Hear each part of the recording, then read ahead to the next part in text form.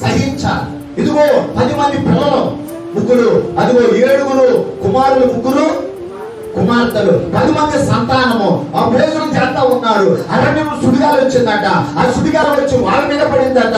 ఆ సుడిగాల చేత ఇంటి మీద పడగానే ఆ ఇల్లు ఏమైపోయిందట, కూలిపోయింది. అక్కడికక్కడ చనిపోయా. ఈ సంగతి వచ్చి చెబుతుంటే ఏం కలిగినాడో తెలుసా? సహనము.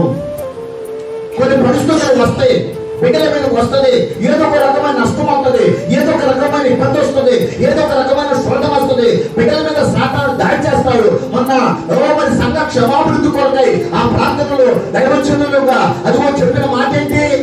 ఇంటి పెద్దగా ఉన్న కొడుకు మీదకి సాతాను దాడి చేస్తాడు. ఇంటి పెద్దగా ఉన్న కుమార్తె గారి కుమారుల మీద సాతాను దాడి చేస్తాడు. అందుకోసం ఏం చేయాలి? తల్లిదండ్రులు వారి కోసం ప్రార్థన చేయాలి. దేవునికి స్తోత్రం, హల్లెలూయా. ఇంటి పెద్దగా ఉన్నది ఎవరో వాళ్ళ మీద. ఆదిలోనే చూసుకుంటే ఆదాము పెద్ద, ఆదాము మీద దాడి. అందుకోసమే సాతాను ఏం చేసింది? తన పండు తినిపించింది. అక్కడ నుంచి పక్కకి, అక్కడ నుండి ఆదాము తర్వాత ఎవరు?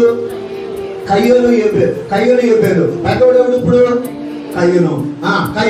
అలాగే కయ్యూను కూడా అట్టానే అయిపోయాడు. కయ్యూను తర్వాత ఎవరు? ఏసేవు, యాకోబు. ఏసేవేమో అసలుకే ఎట్టున్నాడు? జ్యేష్ఠత్వం అమ్మేసుకున్నాడు. మరి నాకెందుకు అన్నాడు? ఇట్లా మనం చదువుకుంటే అన్ని జ్యేష్ఠుల మీద పడిపోతా ఉంది. అందుకోసమే జ్యేష్ఠులను ఏం చేస్తాడంటే సంఘానికి పెట్టాడు. జ్యేష్ఠుల సంఘం. దేవునికి స్తోత్రం. ఆయన అదిగో తన జ్యేష్ఠ కుమారుడిని యేసయ్య 2025 సంవత్సరాల క్రితము కల్వరి శిలువలో ప్రాణం పెట్టిన దాన్ని బట్టి, ఆయన చనిపోయిన దాన్ని బట్టి మనకు జ్యేష్ఠుల యొక్క ఆశీర్వాదాన్ని ప్రభు మనకి ఇచ్చాడు. కనుక మనం ప్రార్థించాల్సిన బిడ్డల కోసం. దేవునికి స్తోత్రం.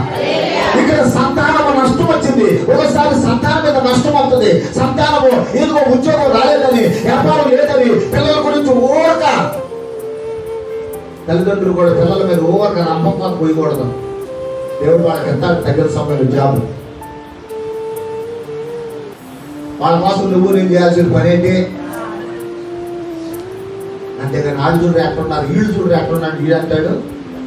వాళ్ళ గురించి అంత నేను తెలుసు, నీకు అదే తెలిసిందిలే నీకు అని అంటే. ఎవరి గురించి వద్దు, నీ గురించి అయ్యా, నా పిల్లలు అయ్యా అంటే దేవుడి దగ్గర ఎక్కడగా.